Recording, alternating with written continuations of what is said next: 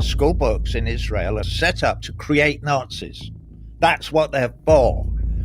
It's an exact parallel with Germany in the 1930s and 1940s. So it's actually, there's no conversation to be had really, because we're 100% right and they're 100% wrong. And if they can't see, you cannot tell a raging Christian Zionist, Mike Huckabee's a perfect example, that he's wrong, that his reading of the Bible is nonsense. No, Jesus isn't coming back down, and he's not going to take your hand and Mike Pence's and flutter off into heaven with Jesus, with Mike Huckabee and Mike Pence.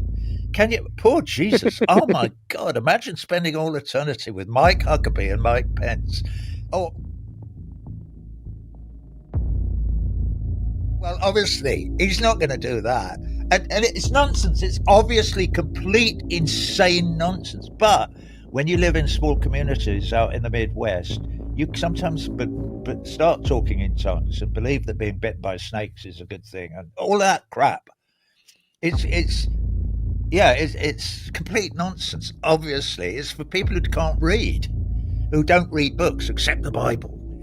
This is the same people who ducked witches back in Salem in the 17th century or the 16th century. It's not. It's crazed nonsense. We all know it, but they still believe it, sadly, and they can do an enormous amount of damage. Now, why they all do it, we would need to ask Gabor Mate. Just imagine what Netanyahu's young life must have been like, growing up in Brooklyn. We don't hear much about it, but he could not have turned into this monster without there being defining. I'd love to hear what Gabor Mate's theory would be about Netanyahu. Not